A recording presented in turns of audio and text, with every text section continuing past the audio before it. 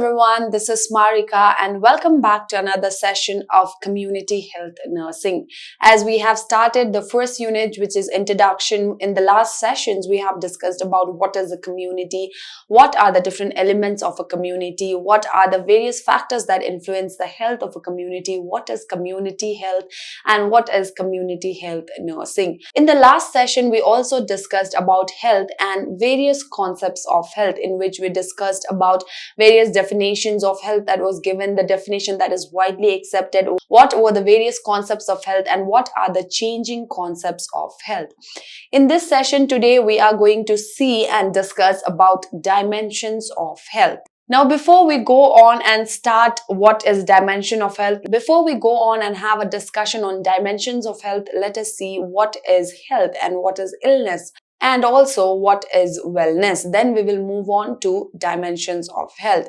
Now, health, as we discuss the concept of health, we have seen that there are various definitions that has been given to health over a period of time. Now, health is a changing concept. It is a dynamic concept, and therefore the definition of a health over a period of time also has changed, and there are various definitions of health. The most widely used definition of health or health as a concept is that health can be described as a state where a person doesn't suffer from any kind of physical illness, or if there is absence of any kind of diseases in an individual, the individual can be considered as a healthy individual. The definition which is widely accepted throughout is a definition that is given by World Health Organization, which states that health is a state of complete physical, mental, social and spiritual well-being, not merely the absence of any kind of disease or infirmity.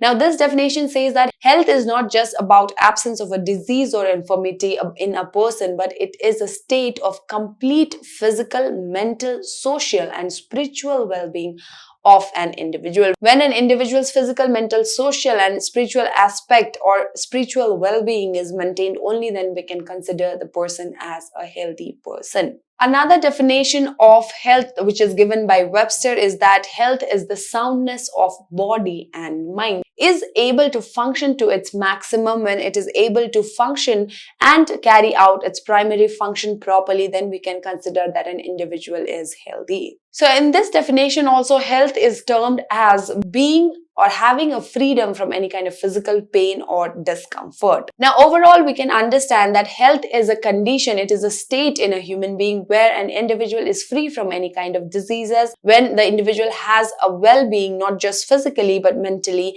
as well as spiritually.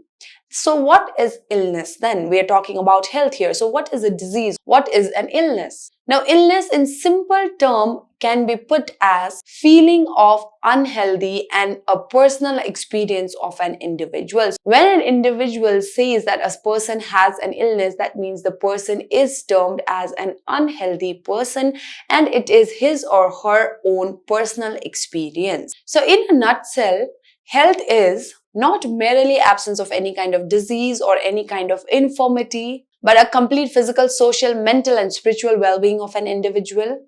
It is the ability of an individual to carry out roles and responsibilities. It is the process of adaptation to various social as well as physical environment in different phases of life and in different situations, and striving towards optimum wellness of an individual. So in a nutshell, when we talk about health, health is about improving or striving towards the wellness to achieve the optimum wellness of an individual. It is not just absence of a disease or absence of any kind of infirmity. It is about physical, mental, social well-being. It is the ability of an individual to carry out the roles and responsibilities in day-to-day life, and also the ability of an individual to be able to adjust oneself to the environment, to different kind of situation and in different phases of life. Now, all of this we have discussed in last class as well. We know what is health and what are the concept of health. Let us now see what are the different dimensions of health. So there are 7 different dimensions of health, which includes physical dimension, social dimension, emotional dimension, intellectual dimension, spiritual dimension, occupational dimension, and environmental dimension. So these are the 7 dimensions of health. Now these dimensions can be considered as a factor that contributes to the wellness of an individual, the factors that contributes to the health of an individual.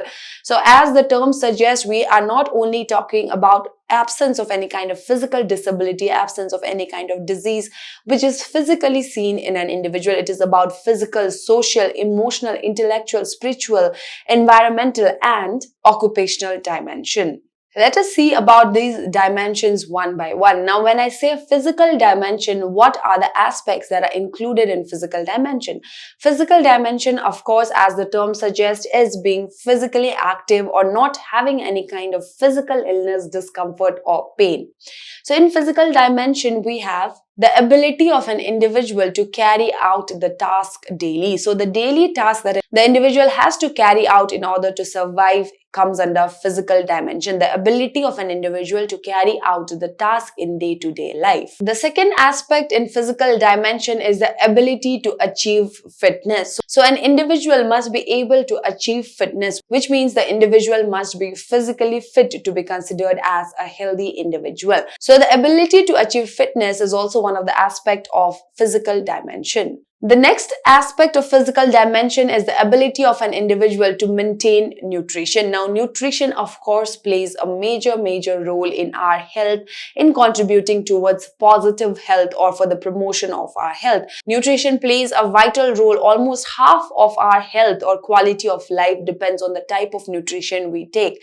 The deficiencies that are caused by inadequate nutrition, the problems, the diseases can be caused by inadequacy of nutritional status in our body. So maintenance of nutritional health also comes under physical dimension. Physical dimension also deals with one of the interesting aspects of an individual, which is the ability of an individual to avoid abuses. Now, this might include abuses such as alcoholism, cigarette smoking, or any kind of health behavior that contributes negatively to the individual, which can be an abuse for an individual. So, as individual, we must have the ability to avoid abuses. Moving on, we have social dimension. Again, from the term itself, we can understand what social dimension includes. Social dimension includes the ability of an individual to interact successfully or to interact properly with the people around. So, social dimension is majorly concerned with individual being able to maintain a good relationship with one another, people being able to maintain, share a bond with one another. So ability to interact successfully is one of the aspects in social dimension. The next aspect of social dimension is the ability to develop and maintain intimacy. Another aspect of social dimension is the ability of an individual to develop respect for others. So as human beings, we are social animals and we must maintain respect for one another. We must develop and establish a respect among one another to make sure that the community or the society we live in is a healthy community. The ability of an individual to maintain respect, to develop respect for others also comes under social dimension. The next one that we have is emotional dimension. Now, again, from the term, we can understand what are the factors or aspects of emotional dimension. In emotional dimension, we should have the ability to manage our stress. So as human beings, throughout our life, we are exposed to certain kind of stress. It may be because of our personal issues, or it can also be because of various other factors, external factors.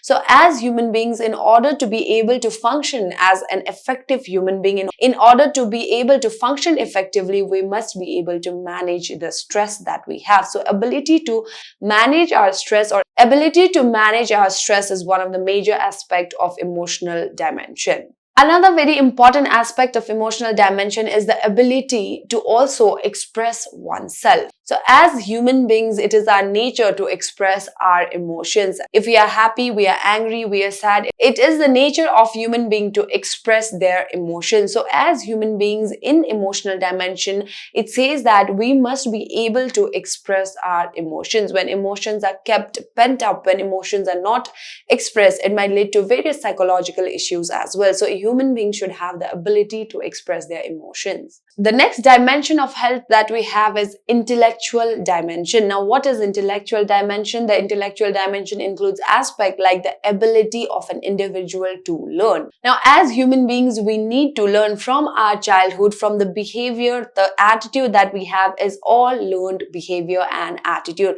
We observe things, we understand things, and we perceive things and learn how to behave in situations, how we should act in certain situations. We also develop our attitude and skill towards certain situations. We also learn and develop our attitude and skill towards various phenomena. So ability to learn, it is not just about learning academic aspects, or it is not just about learning in school or college, but in general the ability of an individual to learn. It may be attitude, skills, knowledge, or any kind of behavior is the ability of an individual to learn. So under intellectual dimension, we have the ability of an individual to learn. The next one is ability to use information effectively. So as I said, as a human being, we need to learn things. We learn various things from our childhood as we grow throughout our life. So as a human being, we must not be able, it is not just about learning. We should not only be able to learn. Once we learn it, we should also be able to use the information effectively in the right way. So that also is one of the major aspects of intellectual development. The next one we have is spiritual dimension. Now, spiritual dimension is belief in some kind of force. It is the belief in some kind of energy that helps an individual lead a purposeful life or a meaningful life. So spiritual dimension may include belief in God, belief in certain values and certain traditions that helps an individual to be on the right path or to follow the right path and give a purpose to the life of an individual. The next one we have is occupational dimension. So occupational dimension includes the ability of an individual to be able to create the balance between work and leisure.